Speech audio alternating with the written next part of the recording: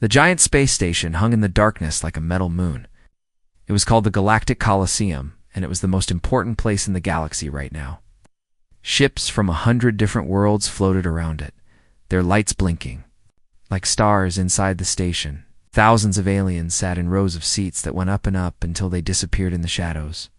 The air buzzed with excitement and fear. Today was the day that would decide which species would rule and which would serve. Captain Jake Morrison stood with the other humans in a small group near the arena floor. He wore his dark blue uniform, with the Earth Defense Corps' badge on his chest. His hands were sweaty, and he kept checking his weapon even though he knew it would be useless here. "I still can't believe we're doing this," he said to the woman next to him. Ambassador Lisa Carter nodded. She was older than Jake, with gray hair and tired eyes. She had been talking to aliens for 20 years, but she had never been in a situation like this before. "We don't have a choice," she said quietly. "The Kethrans made the rules clear. Every species must send a champion to fight their creature. If we refuse, they'll consider it surrender." Jake looked around at the other humans.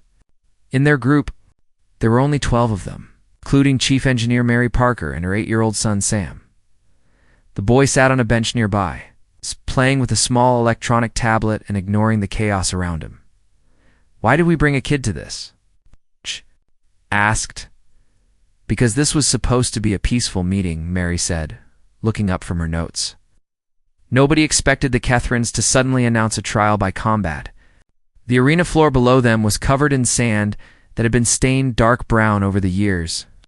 Jake didn't want to think about what had made those stains. Around the edges of the circular space, huge metal doors waited to open and release whatever was behind them. The crowd grew quiet as a group of tall, gray-skinned aliens walked onto the arena floor. These were the Kethrans, and they moved like soldiers. Their leader was bigger than the others, with scars covering his arms and face. He wore armor that looked like it was made from black metal, and his eyes glowed with a red light. "I am high. Commander Vexstar," his voice boomed through speakers hidden in the walls. "For 300 years our champion has defended our right to rule. Today you will all witness why the Kethran Empire is the strongest force in the galaxy." Jake watched as the commander pointed to different sections of the arena seating. Each section held a different alien species, and Jake could see the fear in their strange faces. "The Zephyrians will go first," Vexstar announced. A creature that looked like it was made of blue crystal floated down to the arena floor. It was beautiful in a way that hurt to look at, with light dancing through its transparent body. Jake had read about Zephyrians in his briefings. They could control electricity and create force fields with their minds. "This should be interesting," Lisa whispered. The metal doors on the far side of the arena began to open with a grinding sound that made everyone's teeth hurt. Darkness poured out of the opening like thick smoke, and then something moved in that darkness. The Warbeast stepped into the light. Jake felt his heart skip a beat. The creature was 12 feet tall and covered in scales that seemed to eat the light around them. It had 6 arms, each ending in claws that were longer than Jake's fingers. Its head was shaped like a wolf's, but much larger, with 3 rows of sharp teeth that gleamed white against its dark skin. But it was the eyes that made Jake want to run. They were intelligent eyes, old and full of pain and anger. This wasn't just a monster. This was something that had been hurt and turned into a weapon. The Zephyrian champion tried to fight. Blue lightning crackled around its crystal body as it sent bolt after bolt of electricity at the Warbeast. The creature just walked through the attacks like they were nothing. Its dark scales seemed to absorb the energy and make it stronger. The fight was over in less than 2 minutes. The Warbeast's claws swept through the air, and the crystal being shattered into 1,000 pieces. The beautiful blue light faded, and the arena floor was covered in glittering fragments. The crowd was silent. Even the Kethrans seemed shocked by how quickly their champion had won. Next, Vexstar called out, "The Drekmari will face judgment." Jake watched as species after species sent their champions to die. A Drakmari warrior with 4 arms and skin like rock lasted 30 seconds. Quellan that could turn invisible was found and killed before it could even attack. A massive Borvak that stood 8 feet tall and had muscles like tree trunks was torn apart like paper. Each time, the Warbeast grew more violent. Victory seemed to make it angrier instead of satisfied. Jake could see that this creature didn't want to be here. It was being forced to kill, and that was driving it crazy. "This is wrong," Sam said suddenly. Everyone turned to look at the boy. He had put down his tablet and was watching the arena with serious eyes. "What did you say, honey?" his mother asked. "Animal doesn't want to hurt anyone," Sam said. "Look at how sad it is." Jake looked back at the Warbeast. The creature was standing over the body of its latest victim, but it wasn't roaring in triumph like before. Its head was down and its shoulders were shaking. "It's just an animal," Jake said. "A very dangerous animal. All animals can be good, if you treat them right," Sam said. "Dad taught me that before he died." Mary Parker's face went pale. Her husband had died in a mining accident 2 years ago, and Sam still talked about him like he was just away on a trip. "Sam, this isn't like the dogs at home," she said gently. "This creature has killed dozens of beings. It's not safe." "But it doesn't want to," Sam insisted. "Can't you see how scared it is?" Jake looked at the boy, then back at the Warbeast. The creature was pacing now, its 6 arms moving restlessly. Every few seconds it would look up at the Kethran commanders. Box and Jake could swear he saw fear in those ancient eyes. "Humans," Vextar's voice filled the arena again. "You are the last species to face our champion. Send forth your warrior, or bow down and accept your place as servants of the Kethran Empire." Human delegation looked at each other. They had no champion. Jake was a good soldier, but he wasn't a warrior bred for single combat. Lisa was a diplomat, not a fighter. Mary was an engineer. "I'll go," Jake said, reaching for his weapon. "That won't work," Lisa said. "Their rules say no weapons except natural ones. No armor, no tools, no help." Jake looked at his hands. They seemed very small compared to the Warbeast's claws. "Maybe "We should just surrender," Mary said quietly. "At least we'd be alive." "No," Sam said, standing up. "I want to try." The adults stared at him. "Sam, no," his mother said. "Absolutely not." "But I know about animals," the boy said. "I know how to talk to them. Maybe I can help." Jake knelt down to Sam's level. "Kid, that thing down there isn't like the pets you know. Kate, it's killed champions who were 10 times stronger than any human. It would hurt you without even meaning to." Sam looked at the Warbeast again. The creature had stopped pacing and was now sitting in the center of the arena, its head in its hands, like it was crying. "No, he's not mean," Sam said, with the certainty that only children have. "He's just scared and lonely. Someone's been hurting him for a long time, before anyone could stop him." Sam walked toward the arena entrance. Sam Parker walked toward the arena entrance like he was going to school on a normal day. His small feet made quiet sounds on the metal floor, and his hands swung at his sides like he didn't have a care in the world. "Sam, stop right there," his mother called out, but her voice was shaky and scared. The boy turned around and gave her a smile that reminded her so much of his father. "It's okay, Mom. I won't get hurt." Jake Morrison jumped up and ran after the boy. "Kid, you can't do this. The thing will kill you before you even get close." Sam stopped and looked up at the tall soldier. "Captain Jake, do you remember what you told me about being brave?" Jake blinked. He had talked to Sam a few times during the long trip to the space station. The boy had been sad about missing his friends back on Earth, and Jake had tried to cheer him up. "I said that being brave doesn't mean you're not scared," Jake said slowly. "I said it means you do the right thing even when you are scared." "Right," Sam said. "Helping that animal is the right thing to do." Before Jake could grab him, Sam ducked under his arm and ran toward the arena entrance. The guards there were so surprised to see a human child that they forgot to stop him. The crowd in the arena saw Sam first. Thousands of alien voices began making sounds of confusion and shock. Some laughed, some gasped, some made noises that hurt human ears.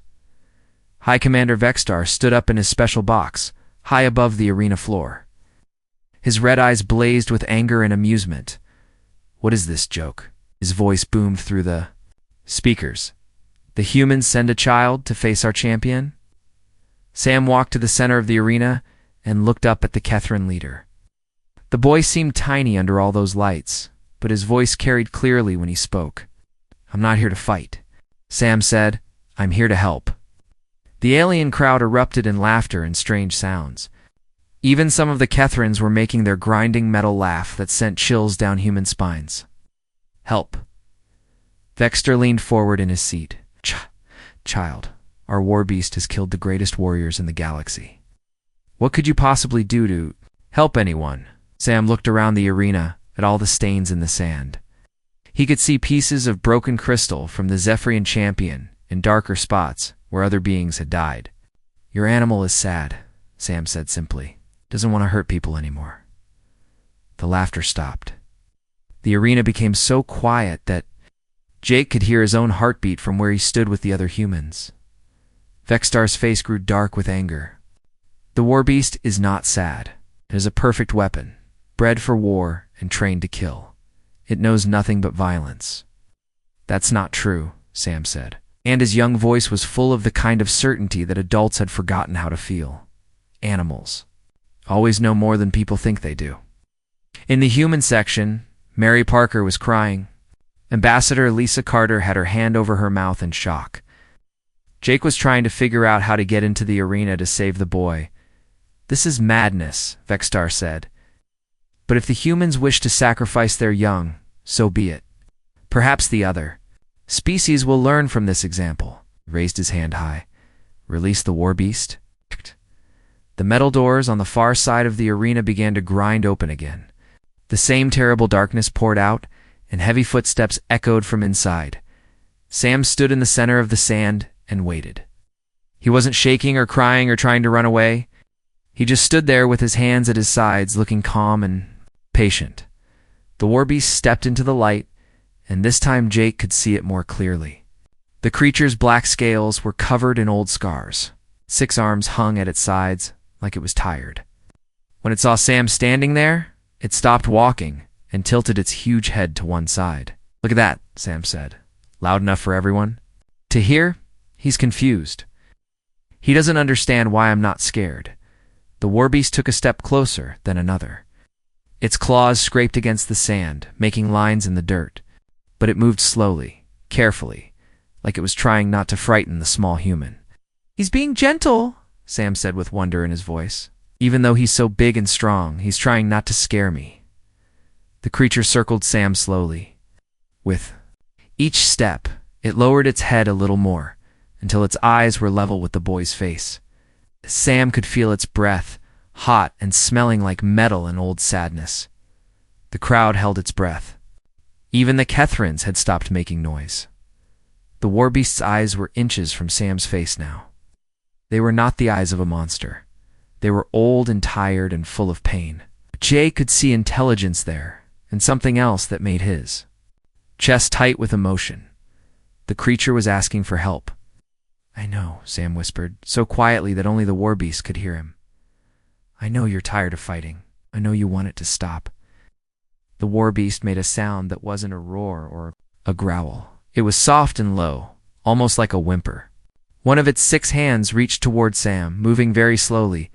The crowd gasped, certain they were about to see the boy torn apart. Instead, the massive claw stopped just short of touching Sam's face. The creature held its hand there, trembling with the effort of being gentle. Sam reached up and touched the claw with his small fingers. The Warbeast's eyes went wide with surprise. Nobody's been nice to you in a long time, have they? Sam said. That's okay. I'm here now. Up in his box, Vextar stood up so fast that his chair fell over. What is happening? Why isn't it attacking? Down. In the arena, Sam stepped closer to the Warbeast. The creature lowered its head until Sam could reach it, and the boy began to pat the dark scales gently. You're not a bad animal, Sam said. You're just scared and lonely. Someone's been making you do things you don't want to do. The Warbeast closed its eyes and leaned into Sam's touch.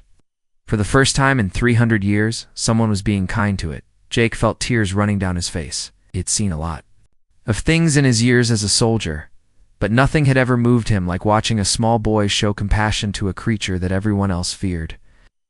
This is impossible, Vextar shouted. Guards, get down there and separate them. The child is using some kind of human trick. But the Kethrin guards were too shocked to move. They had seen their perfect weapon reduced to a gentle giant by the touch of a human child. Sam continued to pet the Warbeast, and the creature began to make a new sound. It was a deep rumbling that came from its chest, almost like the purring of a giant cat. "See," Sam said, looking up at the thousands of aliens watching them. He just wanted someone to care about him. The Warbeast opened its eyes and looked at the boy. Gah! Then, very carefully, it nuzzled Sam with its huge head, being so gentle that it barely touched him. "Good boy," Sam said, the same way he would praise a dog back home. "You're such a good boy." The words seemed to break something inside the creature. It sat down heavily in the sand, all 6 arms wrapping around itself like it was trying to disappear. And then the Warbeast began to cry. The sound filled the arena like nothing anyone had ever heard before. It was the sound of 3 centuries of pain and loneliness and forced violence finally being released. It was the sound of a broken heart beginning to heal. Sam sat down next to the massive creature and put a small arm around one of its huge legs. "It's okay," he said. "You don't have to fight anymore. I won't let them hurt you." The arena was completely silent, except for the sound of the Warbeast's tears. The sound of the Warbeast crying echoed through the huge arena like thunder. Sam sat next to the massive creature, his small hand patting its leg while it sobbed. The boy looked so tiny next to the 12-foot-tall beast, but he showed no fear at all. High Commander Vexstar was shaking with rage in his special box high above the arena floor. His red eyes blazed as he watched his perfect weapon fall apart because of one human child. "This is a trick," he shouted into his communication device. "The humans are using some kind of mind control. Guards, get down there now and stop this." But the Kethran guards just stood there, staring. They had never seen their Warbeast act like this before. For 300 years it had been a killing machine that followed orders without question. Now it was crying like a lost child. In the human section, Mary Parker was trying to climb over the barrier to reach her son. Jake Morrison and 2 other humans had to hold her back. "Let me go," she cried. "I have to get to Sam." "Mary, wait," Ambassador Lisa Carter said. "Look at what's happening down there. The creature isn't hurting him." Mary stopped struggling and looked at the arena floor. Her 8-year-old son was now standing up, and the Warbeast had lowered its huge head so Sam could reach it better. The boy was scratching behind what looked like ears, and the creature's eyes were closed in what could only be described as happiness. "How is this possible?" Jake whispered. Down in the arena, Sam was talking to the Warbeast in the same gentle voice he used with stray cats back home. "That's better, isn't it?" Sam said as he petted the dark scales. "Nobody's touched you with kindness in a long time. I bet you don't even remember what it feels like to be safe." The Warbeast opened its eyes and looked at Sam. The boy could see intelligence there, and sadness, and something else that made his heart hurt.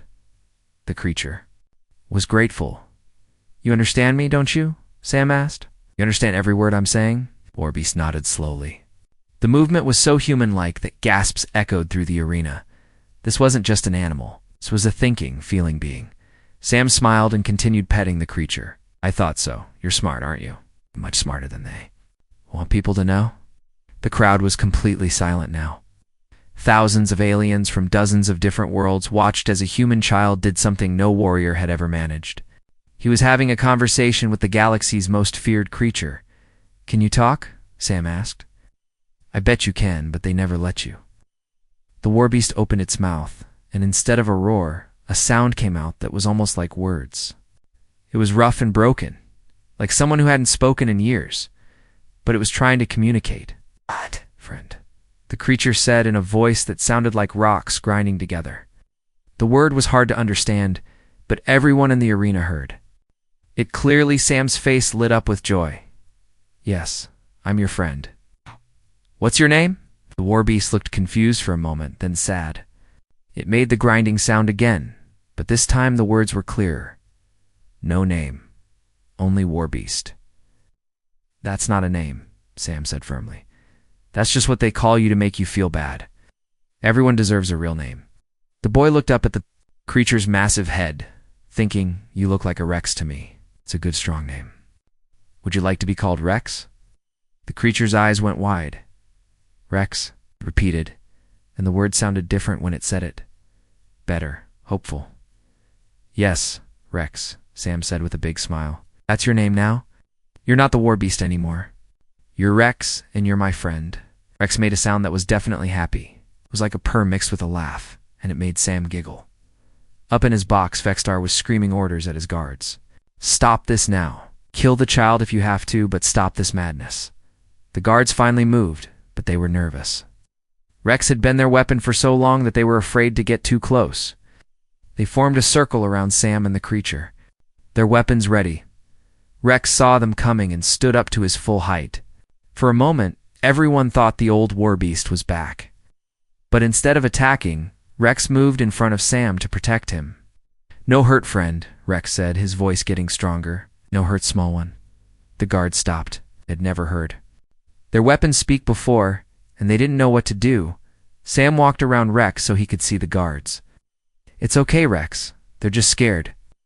Everyone's been scared for so long that they forgot how to be kind. The boy looked up at the guards. You don't have to hurt anyone. Rex doesn't want to fight anymore. He just wants to be free. One of the guards raised his weapon, but another guard put a hand on his arm to stop him. They were all confused and frightened by what they were seeing. The commander wants us to stop this, the first guard said. But the creature is protecting the child, the second guard replied. If we attack, we might hurt both of them. Sam heard them talking and stepped forward. Rex tried to stop him, but the boy patted his friend's arm reassuringly. You don't have to be afraid, Sam said to the guards. Rex won't hurt you unless you try to hurt me. He's not a monster. He's just been treated like one for so long that everyone forgot he has feelings. The guards looked at each other uncertainly. They had been trained to follow orders, but they had never been in a situation like this before. High Commander Vexstar's voice boomed through the arena speakers. Guards, I order you to destroy both the child and the creature.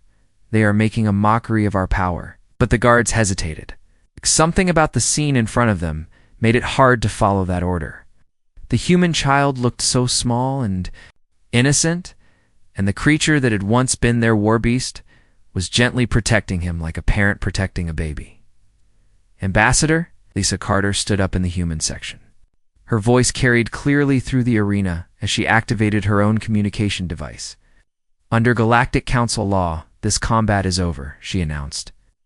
The human representative has successfully communicated with your champion. By your own rules, that counts as a victory. Vexstar spun around to face her. That is not victory. That is witchcraft. It's compassion, Lisa replied firmly. Something your people seem to have forgotten. Down in the arena, Sam was still talking to Rex, who was listening carefully too. Every word. They've been hurting you for a long time, haven't they? Sam asked gently. Rex nodded, his eyes filling with tears again. Make fight. Make kill. No choice. But you didn't want to, did you? No want kill? Want be good? Want be free? Sam reached up and hugged one of Rex's massive arms. You were good, Rex. You've always been good inside. It just made you do bad. The creature bent down and very carefully nuzzled Sam with his huge head. Thank you, small friend. Thank you for real me. The crowd was completely silent now. Even the Kethrans had stopped their angry shouting. Everyone was watching the impossible friendship between a human child and the galaxy's most feared creature. What happens now? Rex asked quietly. Sam looked up at all the aliens watching them. Now we show everyone that being kind is better than being scary. We make sure nobody ever hurts you again. Rex stood up straight and looked around the arena. When he spoke, his voice was strong and clear. More Warbeast, he announced. I am Rex. I choose friend over fight. Rex's words echoed through the arena like a thunderclap. No more Warbeast. I am Rex. I choose friend over fight. The silence that followed was so complete that Sam could hear his own breathing. Thousands of aliens from across the galaxy stared. Down at the arena floor, where a human child stood, next to a creature that had just declared its independence. High Commander Vexstar's face turned dark with rage. His red eyes blazed as he stood up in his command box. His armored fists clenched. Impossible, he snarled. The creature belongs to us. It was bred by us, trained by us, and it will obey us. He activated his communication device, and his voice boomed through the arena. Warbeast, I command you to kill the human child now. Rex looked up at the Kethrin commander.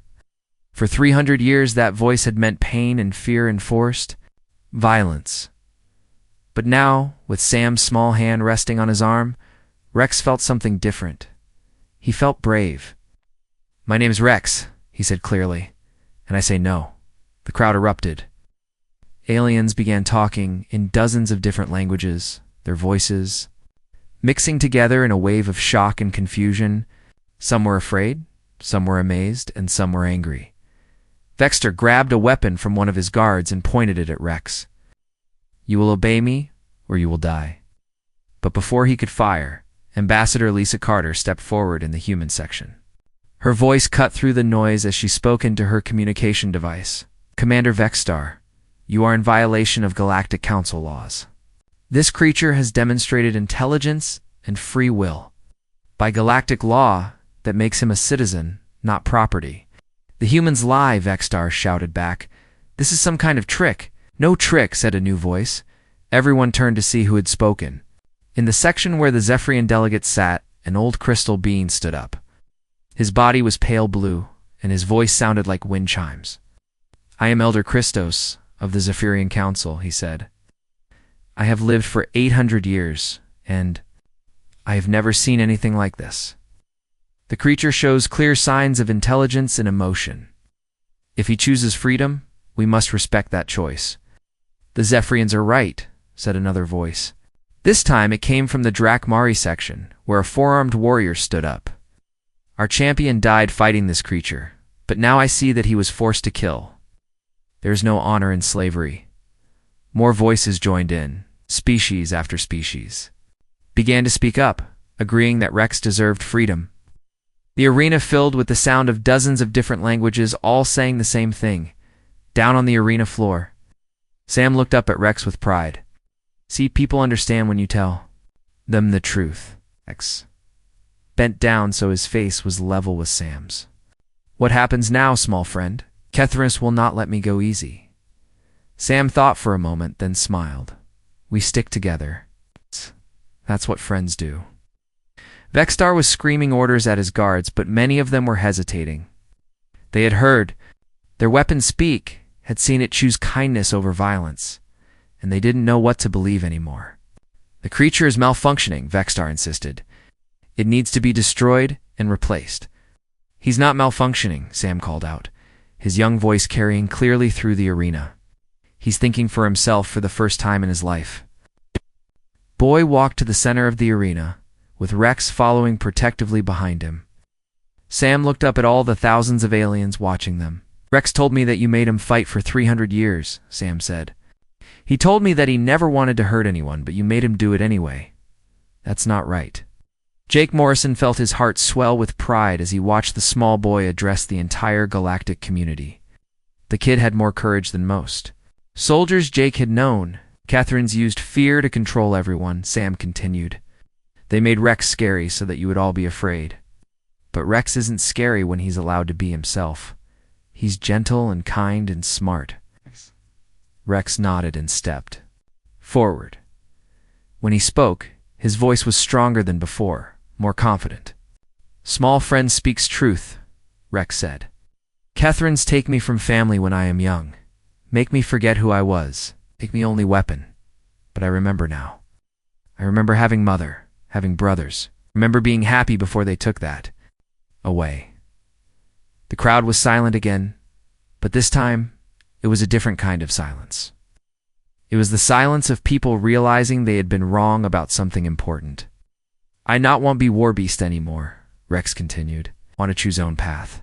Want to help instead of hurt?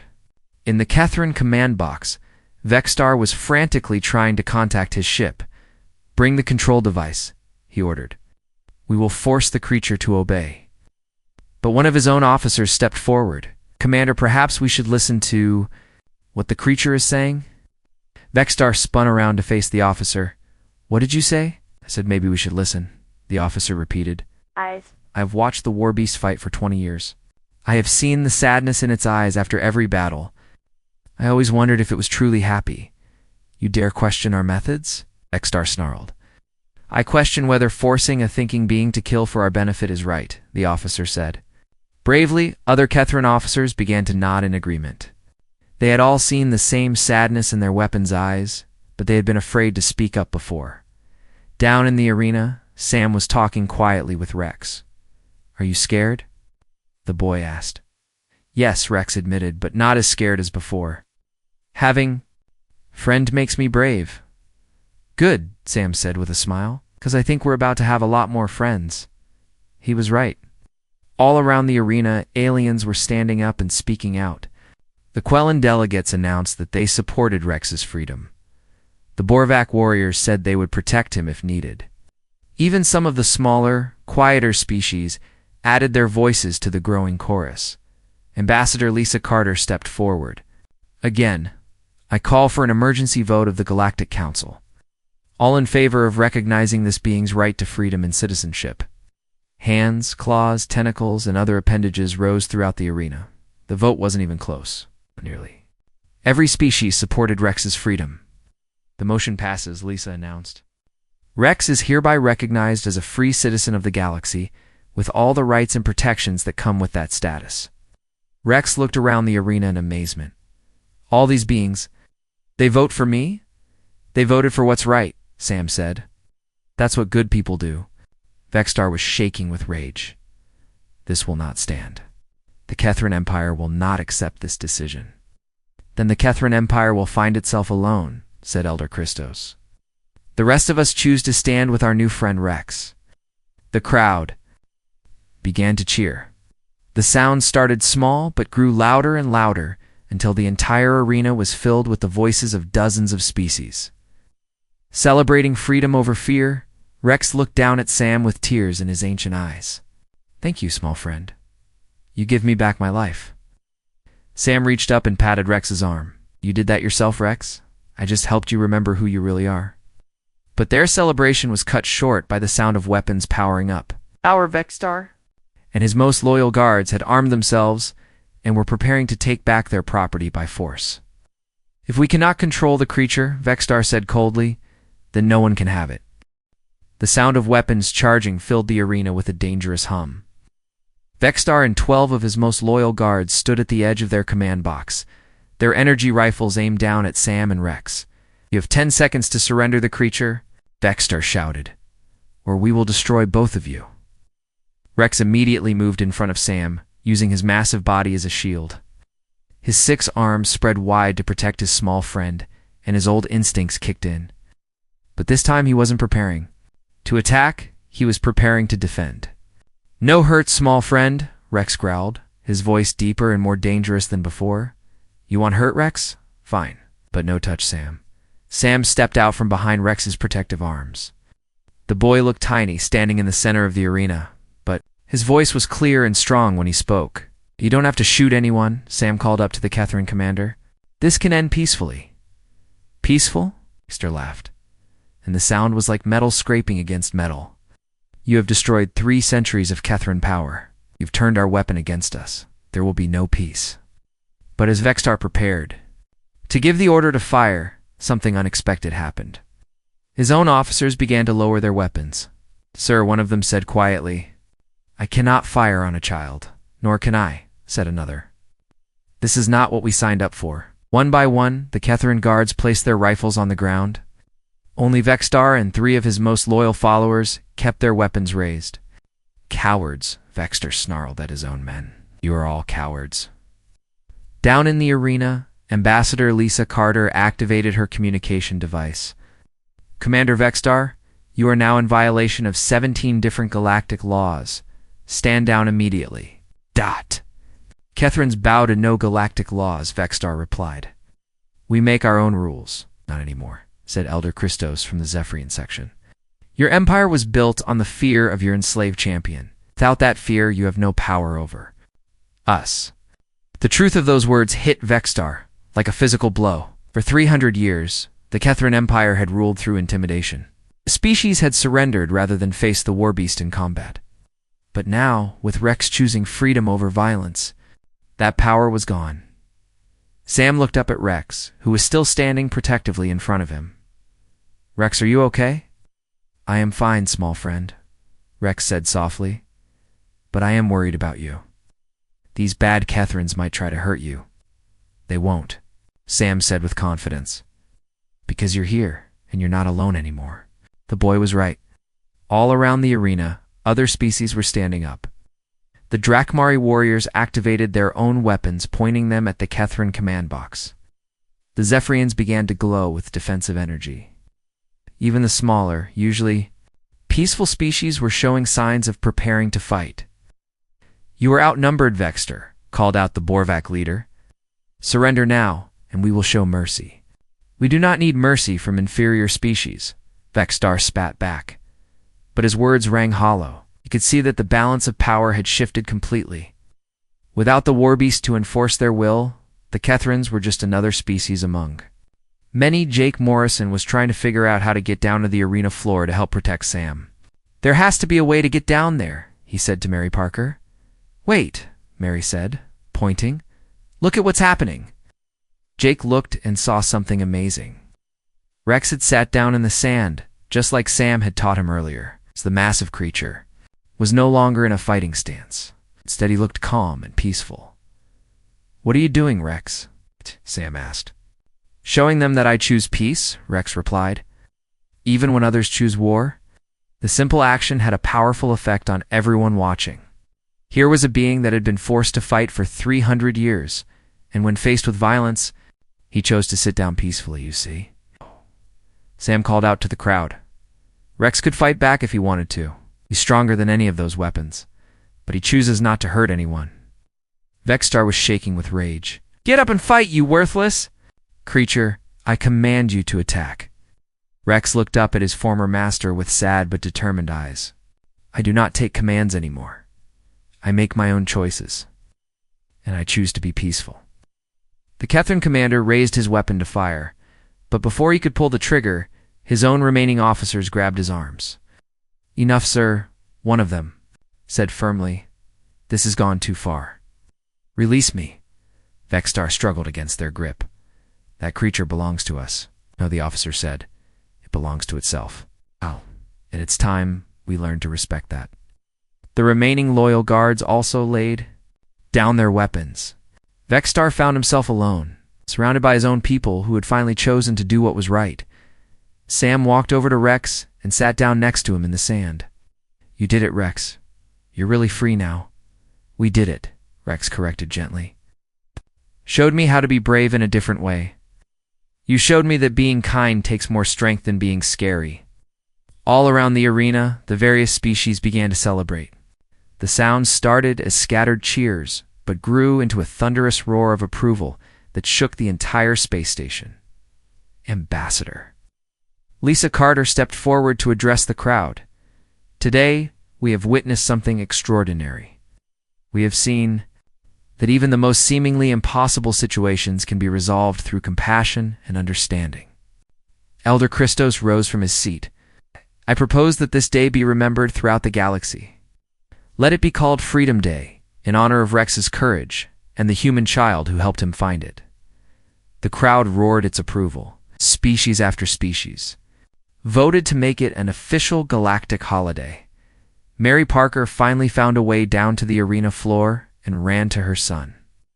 She scooped Sam up in a huge hug, tears streaming down her face. Sam, you scared me so much, she said, but I'm so proud of you. I'm okay, Mom, Sam said, hugging her back. Look, I made a new friend. Mary looked up at Rex, who was watching them with gentle eyes. Thank you, she said to the massive creature. Thank you for protecting my son. Thank you for raising such good small human, Rex replied. Sam saved me more than I saved him. Jake Morrison and the other humans gathered around them.